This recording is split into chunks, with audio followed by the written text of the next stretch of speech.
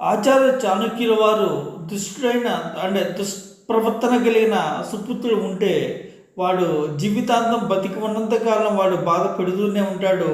అటువంటి కొడుకు అదృష్టవశాత్తు దురదృష్టవశాత్తు మరణించిన ఏమీ బాధపడని అవసరం లేదు.